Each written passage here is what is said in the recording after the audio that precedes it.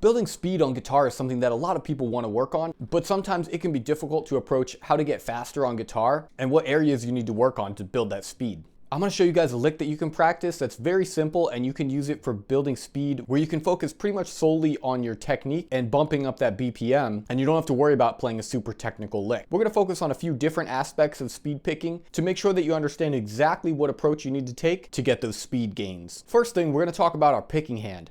A couple things you have to have going on here. One thing that I recommend is making sure you have a very small amount of pick sticking out of your fingers. I usually have about 2 millimeters of pick sticking out this way, and that'll help with your precision. I also like using picks with a pointed edge as opposed to a rounded pick. Something like a jazz pick can help because you have less drag when you're going through the strings. We're going to be focusing on the high E string here today. So when you put your hand down to start picking on that high E string, you want to rest your palm on the rest of the strings to keep those under control. If you're playing with a lot of gain and distortion, it's going to be a big mess if you don't have those strings under control. This will also help give you some leverage for your picking. When you're picking on that high E string, you want to try to keep your pick as close to the strings as possible at all times. Imagine my finger is the guitar string here. When we pick through, we don't want to be picking all the way down there and then having to come all the way back up.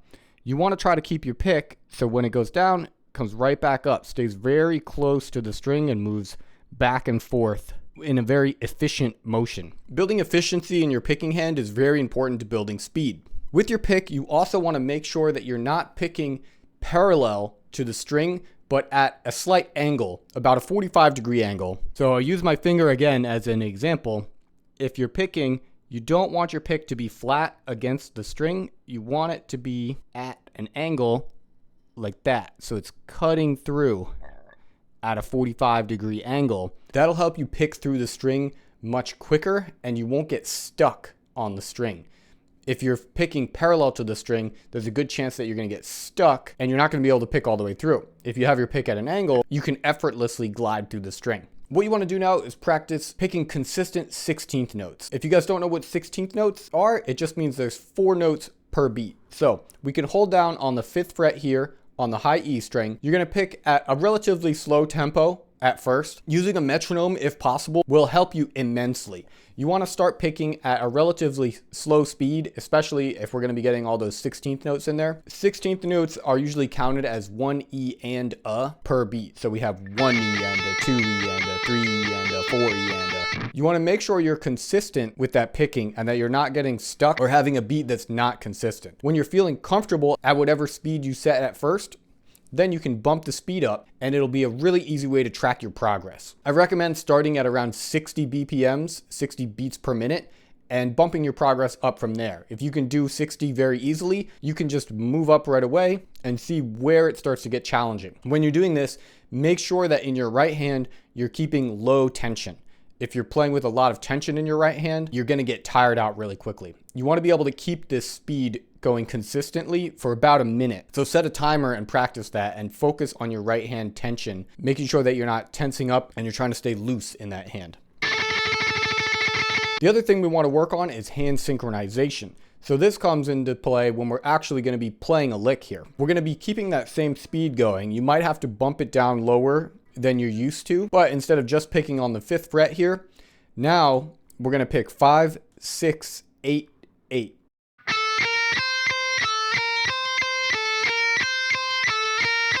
You're going to keep the same 16th notes. So it's going to be 1 E and a, 2 E and a, 3 E and a, 4 E and a. It's very important here to work on your hand synchronization and make sure that as soon as your finger is hitting the next fret that you're going to is the exact moment that your pick is also hitting that string. If you're noticing that it's getting kind of sloppy or it's sounding messy, make sure you lower the speed a little bit and get it more consistent. Moving both hands together with hand synchronization is going to be much harder than just playing 1 fret at a time. Once you get comfortable with that lick there, you can move it around the guitar, moving up the scale to keep it a little more interesting.